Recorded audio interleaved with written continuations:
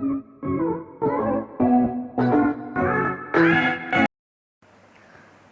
student, today I am going to start next topic, that is average atomic mass. Okay, average atomic mass actual में आप जो भी elements का मास पढ़ते हैं वो एवरेज एटॉमिक मास होता है। जैसे हमारे पास जैसे मान लीजिए आइसोटोप्स के बारे में, आइसोटोप्स क्या होते हैं, ऐसे एलिमेंट जिनका एटॉमिक नंबर सेम होता है बट एटॉमिक मास क्या होते हैं, डिफरेंट होते हैं, उनको क्या बोलते हैं, आइसोटोप्स। फॉर एग्जांपल जैसे कार्बन के 3 टाइप्स होते हैं ना, एग्जिस्ट करते हैं, कार्बन 3 टाइप के एग्जिस्ट करते हैं, कौन कौन से, C12, C13 एंड C14। इसी तरह बोरॉन हो गया, बोरॉन के कहते हैं B10, B11। ये जो नीचे है एटॉमिक नंबर है, जो ऊपर है एटॉमिक मास है, यानी कि जिनके एटॉमिक नंबर सेम होते हैं बट एटॉमिक मास क्या होते हैं, डिफरेंट होते हैं, उनको क्या बोलते हैं, आइसोटोप्स, राइट। पहले क्या होता था कि आपने प्रीवियस क्लास में पढ़ा होगा मेंडलीव पीरियोडिक टेबल। तो जो मेंडलीव पीरियोडिक टेबल है वो फेल क्यों हो गया, इसका ये वजह था कि वो डिपेंड किस पे करता था, एटॉमिक मास पे, यानी कि किसी भी एलिमेंट के मास के अकॉर्डिंग अरेंजमेंट पे डिपेंड करता था। बट प्रॉब्लम ये था कि जैसे आपने पीरियोडिक टेबल में देखा है कि बॉक्सेस में सारे एलिमेंट्स अरेंज होते हैं, तो अगर मान लीजिए कार्बन को हम अरेंज करने जा रहे हैं बॉक्स में, तो कैसे होगा, C12 तो ठीक है, C13 भी अरेंज कर दिया, इसके लिए अलग अलग बॉक्स हमने बना रखा है, C14 भी रखा, बट क्या है कि ये जो है C14 आपको पता है N714, इसका भी तो नाइट्रोजन का भी तो 14 होता है मास, राइट। अब ये प्रॉपर ये भी सेम, ये भी 14, ये भी 14, तो इसलिए क्या हुआ कि इसको एटॉमिक नंबर, जो कि एटॉमिक नंबर सबका डिफरेंट था, 6, 7, 5 सबका अलग अलग था एटॉमिक नंबर, तो इसलिए एटॉमिक नंबर के अकॉर्डिंग अरेंजमेंट एलिमेंट्स के पीरियोडिक टेबल में किए गए हैं। तो अब प्रॉब्लम ये थी कि कैसे मास लिखा जाए, तो क्या करते थे कि जितना जो आइसोटोप्स के जितने मास होते थे उन मास का एवरेज निकाल करके जो आता था उसको बोलते थे कि वो कार्बन का हमारा क्या है, एटॉमिक मास है। यानी कि इन तीनों को तीनों कार्बन के जो आइसोटोप्स है इनका पूरा एवरेज निकाल लेंगे, फिर कार्बन का जो मास आएगा उसको बोलेंगे कि वो हमारा क्या है, कार्बन का एटॉमिक मास। इसके लिए फॉर्मूला क्या यूज़ होता है, average atomic mass equal to क्या होता है, परसेंटेज इनटू एटॉमिक मास, ठीक। अब फर्स्ट फिर जितने भी आइसोटोप्स होंगे, पहले आइसोटोप्स का atomic mass of same elements के आइसोटोप्स की बात करें, फिर इसका सेकेंड आइसोटोप्स, थर्ड, इसी तरह से सारे का हाँ क्या करेंगे, सारे को जोड़ के डिवाइड कर देंगे किससे, हम 100 से, तो क्या हो जाए, एवरेज एटॉमिक मास निकल जाएगा। ये परसेंट क्या है, परसेंट जो है कि ये बताएगा कि जो हमारा एलिमेंट्स है वो नेचर में कितना परसेंट है, कितना परसेंट प्रेजेंट है, उसके उस परसेंटेज को यहाँ बताते हैं। फॉर एग्ज़ाम्पल जैसे हम बोरान है, बोरान में आपको पता है कि 2 आइसोटोप्स होते हैं, B10 and B11, this is atomic mass and this atomic number and both are the isotopes of boron, right. तो अब इसका कंपोजिशन, परसेंटेज कंपोजिशन दे रखा है, बोला है कि जो B10 है उसके पास 19% का है, प्रेजेंट है नेचर में, और जो हमारे पास B11 वो कितना है, 81% है, राइट। अब इसका हम क्या करेंगे, ये परसेंट के परसेंट जो था उस पर हमने किसको रखना है, 81 into 11 plus 9 into 10 divide by 100, तो अभी जितना, तो कितना आएगा, 1081 बाई 100, इट मीन्स कितना हो गया, 10.81 AMU, राइट। AMU का लास्ट वीडियो में मैंने AMU के बारे में पढ़ाया था कि 1 AMU में, ये आपको लर्न करना होगा 1 AMU में कितनी वैल्यू होती है, राइट। अभी क्या है, बोरॉन का कितना मास निकला, 10.81 AMU, तो बता दिया गया कि जो बोरॉन का वेट कितना होता है, 10.81, ये क्या होगा इसका एवरेज मास।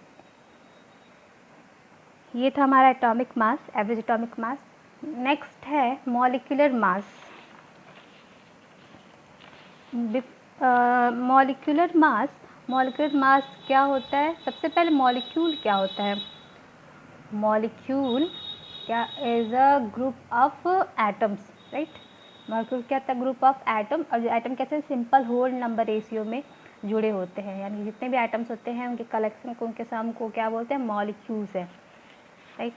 तो क्या होता है डेफिनेशन, उसको डिफाइन करेंगे कैसे? The molecular mass of substance elements of compound is the number of time the molecule of substance is heavier than the 1/12 the mass of an atom of carbon 12 isotopes। समझते हैं इसको? सबसे पहले molecular mass है मतलब sum of mass of all the atoms present in a molecules, right. जैसे हमें हमारे पास ग्लूकोज है C6H12O6 ग्लूकोज है, इसका हमें वेट निकालना है, तो इसका जो वेट निकालना है उसको क्या बोलेंगे? मॉलिक्यूलर, मॉलिक्यूल है ना, तो मॉलिक्यूलर मास। तो कैसे निकालना है? सम ऑफ ऑल एटम के मास का। तो सबसे पहले कार्बन क्या 6, कितनी कार्बन है? 6 into atom mass of carbon present 12 into atom mass of hydrogen plus 6 into atom mass of oxygen, right. यानी कि इसका एटॉमिक मास कितना है? 12, 6 इंटू 12 हो जाएगा AMU। AMU is the it's AMU क्या है? Its unit. फिर यहाँ क्या 12 इंटू 1 हाइड्रोजन कितना होता है? 1 AMU, 6 इंटू 16 AMU ऐड करेंगे तो कितना हो जाएगा हमारे पास? 180 AMU। तो हमारे पास ग्लूकोज का वेट कितना है? मास कितना है? Molecular mass of glucose is 180 AMU, right. ये हो गया आपका मॉलिक्यूलर मास। नेक्स्ट क्या होता है? Formula mass. फॉर्मूला मास क्या होता है?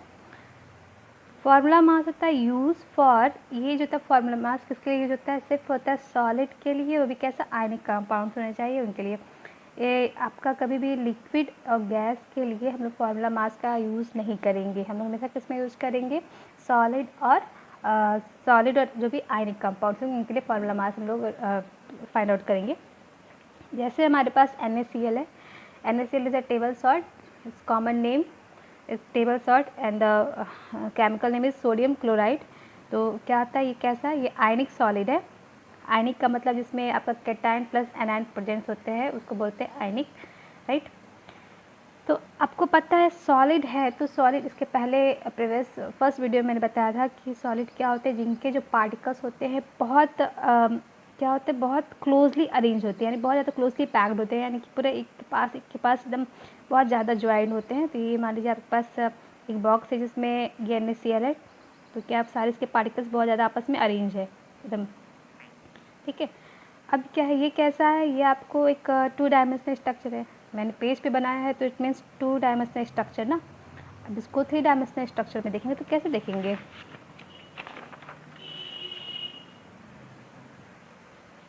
अगर एक्चुअल में देखेंगे तो कैसे देखेंगे? जैसे ये हमारे क्या जो आगे से देखते हैं फ्रंट, तो ये हमारा फ्रंट साइड हुआ ना, कुछ पार्टिकल्स है सामने देख रहे हैं, फ्रंट सामने पार्टिकल्स है, इसके पीछे मान लीजिए इसके पीछे भी तो कुछ पार्टिकल्स होंगे, बगल से देखेंगे तो पार्टिकल्स जैसे वो पजल वाला नहीं आता है बॉक्स, कुछ टाइप्स होता है साइड से 3 डायमेंशन पर दिखते हैं, सेम वैसे ही इधर से देखेंगे फ्रंट आपका क्या होगा? फ्रंट पार्टिकल्स दिखेंगे, बैक साइड जैसे यहाँ पे कुछ इसके पीछे भी होंगे, साइड से देखेंगे तो पार्टिकल्स दिखेंगे, राइट। अगर इस पार्टिकल्स को हम 3 डायमेंशन में अरेंज करें कुछ इस टाइप से, जैसे ये हमारा पेन है, राइट। इस पेन को अगर इस पेन को हम सामने से देखें, ऐसे देखते हैं तो क्या होता है? इसके बैक का साइड जो है, पीछे जो उसके पॉइंट है वो तो नहीं दिख रहा है ना। अगर तो थोड़ा सा ऐसे कर दें तब फिर क्या होगा? ये हमारे साइड से देखेंगे तो क्या होगा? दोनों हमारे पॉइंट्स दिख रहे हैं, राइट। यानी कि बैक आपका जो ये फ्रंट है और जो बैक है बोथ दिख रहे हैं, ठीक। ठीक उसी तरह से हम यहाँ पे क्या करेंगे? इसको अरेंज किया है, साइड से कुछ देखते हैं तो ये क्या हो गया? सारे पार्टिकल दिख रहे हैं हमको। ये अब इसी में कुछ क्लोरीन्स के भी तो पार्टिकल्स होंगे, NaCl की बात करें ना, वे टॉकिंग अबाउट द NaCl, तो ये Na के हो गए सोडियम के। अब इसमें कुछ हमारे क्या होंगे? क्लोरीन के भी आइटम होंगे, ठीक। इसको कुछ इस टाइप से बना देते हैं,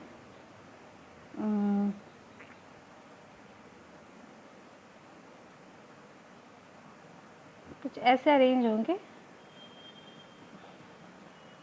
कुछ इसको अगर ज्वाइन कर देते हैं तो कुछ इस टाइप से,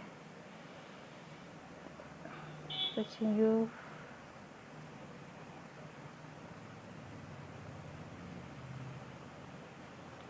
आप अपनी बुक में आराम से देख सकते हैं, इसमें कुछ क्लियर नहीं हो पा रहा है, ये कुछ इस टाइप से अरेंज होंगे क्लोरीन के, ठीक। तो अगर मान लीजिए क्लोरीन के एटम है, ये सारे क्लोरीन के एटम्स हैं, ये क्लोरीन के एटम्स है, तो यहाँ पे Na के तो ये एटम्स है ना, ये सारे Na के हैं, सारे Na के, सोडियम है, ये सोडियम है, क्लोरीन है। तो अगर आपको बोला गया मास निकालने के लिए, तो इस पहली बात, इस स्ट्रक्चर, जो इस टाइप का स्ट्रक्चर होता है उसको बोलते हैं नेटवर्क लाइक स्ट्रक्चर, इसको बोलते हैं लैटिस स्ट्रक्चर। ये 3 डायमेंशनल है, इसको ये लैटिस है, ठीक है, आपका लैटिस है।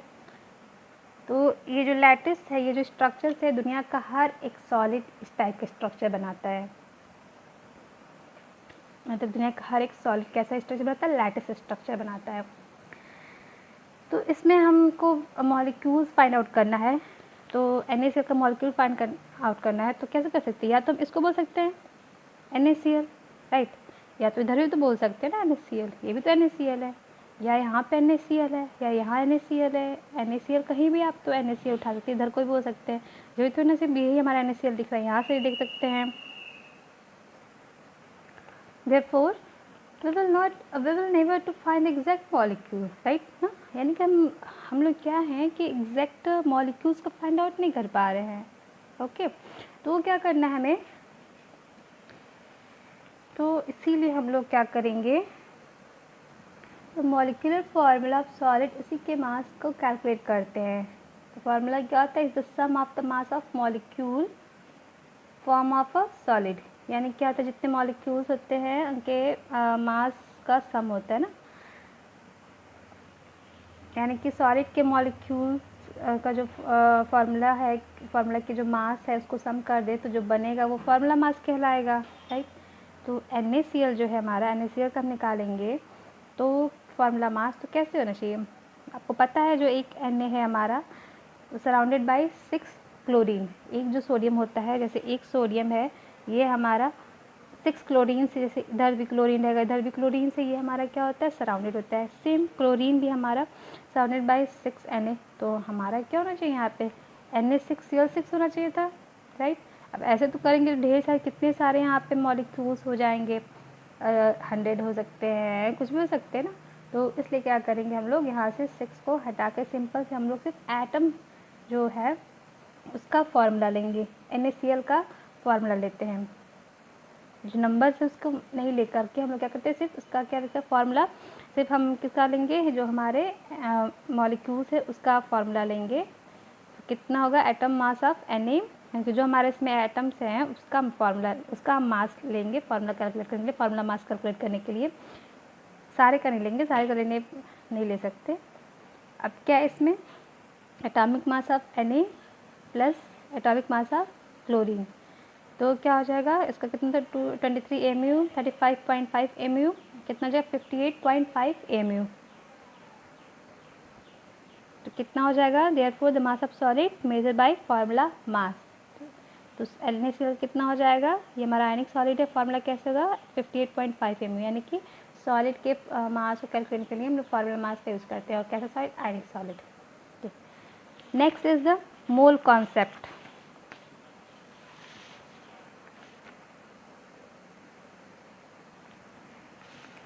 So what is a mole concept, सबसे पहले मोल कॉन्सेप्ट पे जाने से पहले कुछ मोल कॉन्सेप्ट हमारा क्या है इसको समझते हैं। तो सबसे पहले ये, अच्छा ये बताइए, एक डज़न में कितने, एक डज़न अगर आपको बोला गया एक डज़न बनाना लाने के लिए, तो उसमें कितने बनाने आएंगे, 12 नॉल्स ना, नंबर्स जो होंगे 12 नंबर्स होंगे, राइट।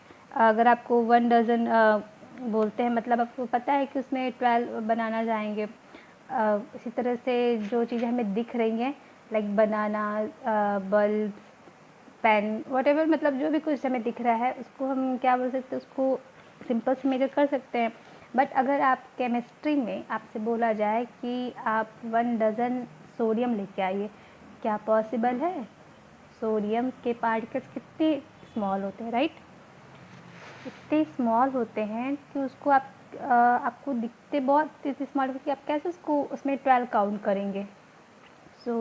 तो इसीलिए मोल कॉन्सेप्ट दिया गया। इसमें क्या स्टडी करते हैं, माइक्रोस्कोपिक थिंग्स के बारे में, मतलब जो हमें बहुत माइक्रोस्कोपिक थिंग्स, छोटी अमाउंट्स होती है उसके बारे में हम क्या करते हैं, इसमें स्टडी करते हैं। उसके लिए मोल कॉन्सेप्ट करते हैं। अब 1 मोल में कितना क्या होते हैं, तो सबसे पहले मोल देखते हैं। मोल्स क्या होते हैं, is the amount of a number of particles that are present in 12 gram of carbon, right. इसके पहले समझते हैं कुछ सिंपल। मोल क्या होता है, मोल एक यूनिट है, mole is a unit which is use to measure the amount of substance, right. Mole क्या एक तरह से यूनिट है, जैसे डजन था जो भी था, तो हमारा क्या मोल क्या एक यूनिट है जो सब्सटेंस के अमाउंट को मेजर करता है, कितना सब्सटेंस है, राइट। अब तो ठीक है, बोल दिया गया, ये स्टेटमेंट दे दिया गया था। अब लेकिन 1 मोल में क्या होता है ये भी तो देखना है। मोल में क्या होता है, कितना होता है, कैसे हम मेजर करेंगे। तो आपको बताया गया था हमने एक स्टैंडर्ड एलिमेंट लिया था, कौन सा, C12, जिसकी हेल्प से हम लोग क्या करते थे, मास को फाइंड आउट कर रहे थे। कार्बन 12 की हेल्प से हम लोग एलिमेंट्स के मास को फाइंड आउट कर रहे थे, राइट। तो अब हम क्या करेंगे, उसी के बेस पे हम कहेंगे 1 मोल कितने बराबर होते हैं, 1 मोल में उतने पार्टिकल्स होंगे जितने आपके 12 ग्राम कार्बन के अंदर होते हैं, ठीक। यानी कि moles is the amount number of particles that are present in 12 kg of carbon. मतलब 1 मोल में कितने, क्या 1 मोल की वैल्यू क्या होगी, the number of particles in 12 gram of C12, यानी कार्बन की 12 ग्राम जो कार्बन है उसमें जितने पार्टिकल होंगे उतना ही हमारा 1 मोल के बराबर होता है।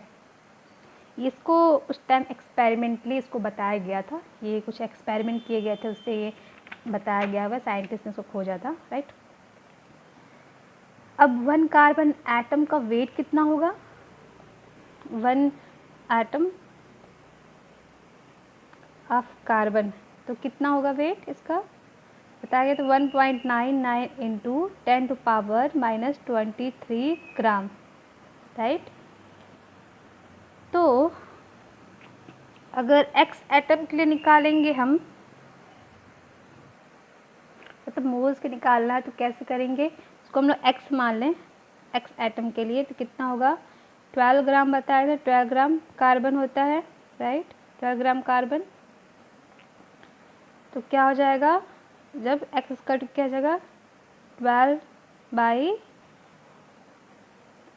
ग्राम by 1.9 into 10 to power -23 gram, gram से ग्राम कैंसिल, 23 ऊपर चला जाएगा, इस equal to 12 into 10 to power 23 हो जाएगा बाई 1.99, सॉल्व करेंगे तो कितना आएगा हमारा, x equal to 6.022 into 10 to power 23। इस नंबर को क्या बोलते हैं, इस नंबर को बोलते हैं एवोगैड्रो नंबर या फिर Na। इस नंबर को निकालने के लिए एवोगैड्रो जो साइंटिस्ट थे उन्होंने हेल्प किया था, इसलिए इसको एवोगैड्रो नंबर बोला जाता है।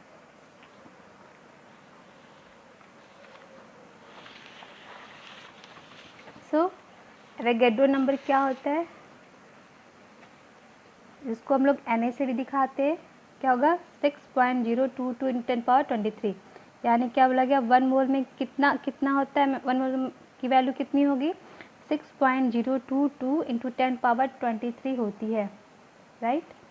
इसको मैं भी बोल सकते हैं, अगर मान ले पूछा कि 1 मोल, अब आपको बोल सकते हैं कि 1 मोल सोडियम लेके आइए मेरे पास, राइट। तो 1 मोल सोडियम लेके आएंगे, मतलब आप क्या करेंगे, इतने पार्टिकल्स उसकी काउंट करके लेके आना है। अब बोल सकते हैं 1 मोल इलेक्ट्रॉन लाइए, तो 1 मोल इलेक्ट्रॉन लाइए तो कितना लाएंगे आप, 6.022 इंटू 10 टू पावर 23, राइट। इसी तरह बोलिए 1 atom, 1 mole of carbon atom, ठीक है, 1 mole of carbon atoms, carbon atoms का 1 मोल ऑफ कार्बन एटम लेके आइए तो इतना लाएंगे, राइट। अब क्या बोल सकते हैं, 1 mole of sodium Na plus ion, 1 mole of ion लाइए तो इतना काउंट करेंगे। अब बोल सकते हैं 1 मोल ऑफ मॉलिक्यूल लाइए तो इतना लाएंगे, राइट। मतलब ये जो एप्लीकेबल था, ये जो नंबर से एप्लीकेबल था वो सभी के लिए था, proton, neutron, electron, atom, ions, या कह सकते हैं मॉलिक्यूल, सभी के लिए उस टाइम एप्लीकेबल था। तो अब आपसे बोला गया 1 मोल सोडियम लाने के लिए मतलब क्या करना है, हमें इतना नंबर काउंट करेंगे उसके पार्टिकल्स को, ठीक है। और ये जो पार्टिकल्स है ये कुछ ज़्यादा ही बड़ा है, ये इतना काउंट करते करते शायद ही बहुत साल, आई थिंक कई जन्म लग जाएंगे। तो इतना बड़ा ह्यूज अमाउंट है ये, ह्यूज, राइट। इस प्रॉब्लम को सॉल्व करने के लिए क्या किया गया था, कैसे इसको ये काउंट करना तो पॉसिबल नहीं है इतने पार्टिकल्स, राइट। तो क्या करते हैं, एक जैसे कुछ समझते हैं हम। सपोज़ आप किसी फैक्ट्री, किसी टॉपिक के फैक्ट्री में वर्क कर रहे हैं, राइट। अभी आपके पास रात को 8 बजे करीब ऑर्डर आता है कि आपको 1 करोड़ टॉफ़ी के टॉफ़ी बनाने हैं, भेजने, सप्लाई करने हैं।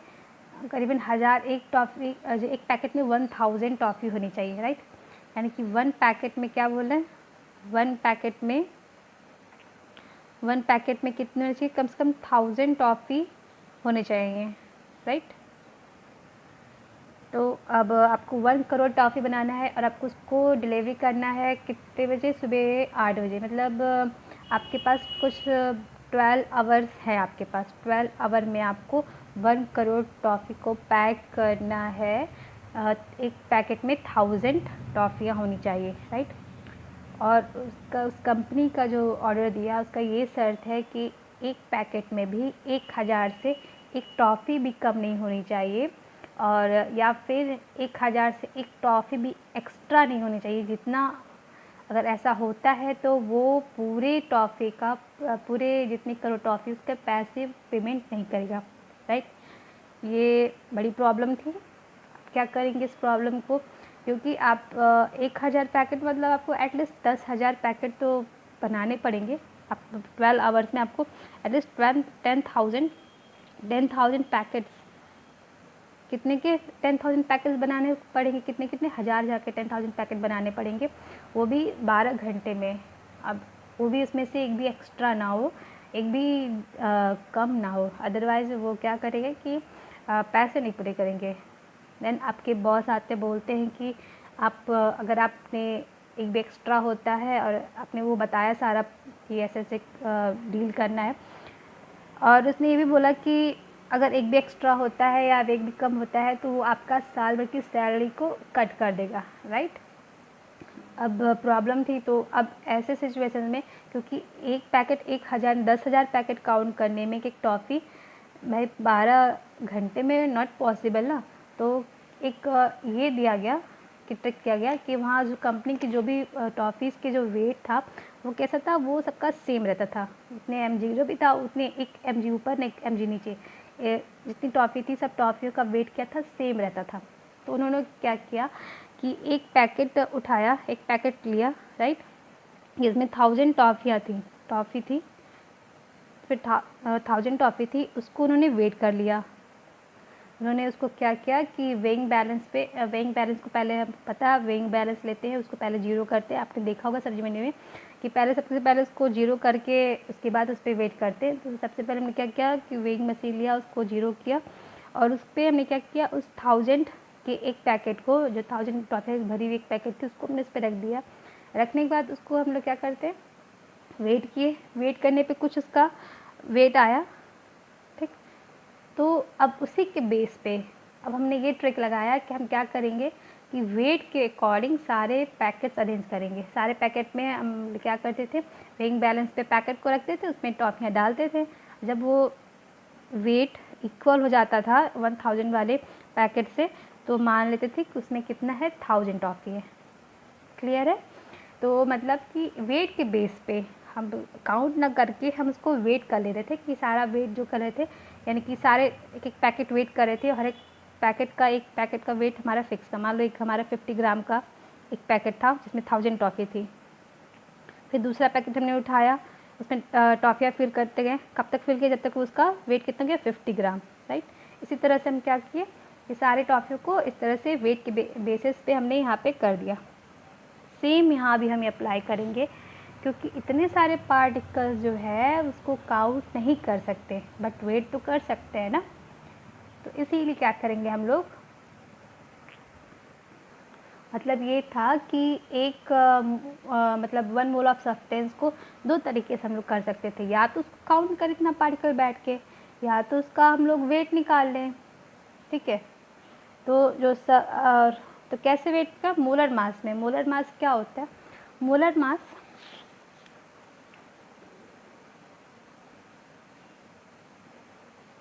मोलर मास क्या है, मोलर मास जो होता है, जब भी हम मॉलिक्यूल्स के मास को किस में रिप्रेजेंट करते हैं, ग्राम में। मॉलिक्यूल के मास को हम लोग ग्राम में रिप्रेजेंट करते हैं, उसके होता है मोलर मास। अब मान लीजिए क्वेश्चन से 1 मोल ऑफ वाटर, ठीक है, ये वाटर मॉलिक्यूल है, उसका 1 मोल आप हमें लेके ला के दीजिए। मान लीजिए क्वेश्चन में है मेरे पास, हम बोलते हैं आपसे कि आप 1 मोल वाटर मॉलिक्यूल लेके आइए, राइट। तो आप काउंट करेंगे, नॉट पॉसिबल ना, इतना 6.02 टू 10⁻23 काउंट करना पॉसिबल नहीं है। तो आप क्या करेंगे, इसको वेट करेंगे, ठीक। तो वेट में आपने इसका मोलर मास कितना निकाला था, मॉलिक्यूलर मास, मॉलिक्यूलर मास से बताया गया था कैसे होगा। हाइड्रोजन का कितना होगा, आपको पता है 1 AMU into 2 plus 16 AMU into 1, right, यही ना। तो क्या हो जाएगा हमारा 18 AMU। अब इसको क्या करेंगे हम लोग, मोलर मास करेंगे, क्या हो जाए 18 gram, this is a molar mass. तो हम क्या करेंगे, सिंपल से 18 ग्राम वाटर मॉलिक्यूल को हम लोग वेट कर लेंगे। जब वेट कर लेंगे तो क्या हो जाएगा हमारे पास, उसका क्या हो जाएगा, 1 मोल की वैल्यू मिल जाएगी। यानी कि आप बोलिए 18 AMU या फिर 18 ग्राम या फिर 6.022 इंटू 10⁻23 पार्टिकल्स कितने बराबर होंगे, 1 mole of water, right, clear.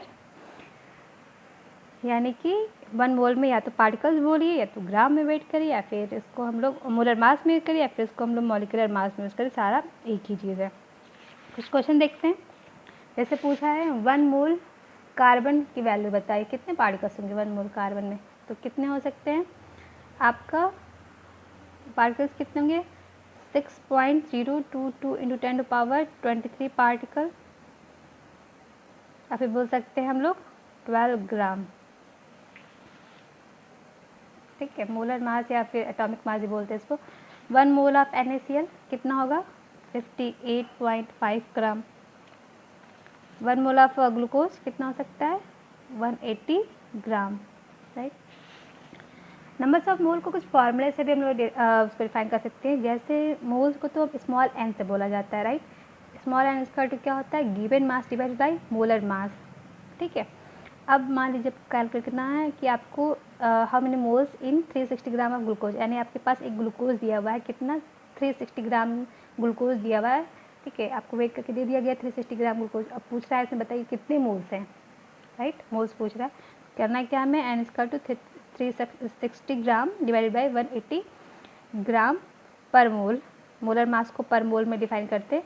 तो क्या हो जाएगा, ये ग्राम से ग्राम कैंसिल, 0 कैंसिल, तो क्या आएगा हमारा 18 टू दैट इज़ 2 मोल, यानी कितना हो सकता है इसमें 2 मोल। या तो इसको हम ऐसे निकाल सकते हैं, n equal to given number of particle divided by Na, that is Avogadro number. जैसे हाउ मेनी मोल्स इन इतने पार्टिकल्स, 12.04.10⁻23 पार्टिकल्स ऑफ Na, यानी कि सोडियम कितने पार्टिकल्स में कितने मोल होंगे, या तो ग्राम में भी बोलेंगे तो ऐसे निकाल सकते हैं, पार्टिकल्स में भी। कितना होगा 12.044 into 10⁻23 divided by Avogadro number करेंगे, कितना आएगा 2 मोल्स, राइट। इस टाइप के जो क्वेश्चन है आपने प्रीवियस क्लासेस में पढ़ा हुआ है, ये आपके बुक में थोड़ा मेंशन नहीं है, बट आपके एग्ज़ाम में ये आ सकते हैं, क्योंकि ये आपने ऑलरेडी पढ़ चुका है, तो इसलिए ये एग्ज़ाम में पूछे जा सकते हैं।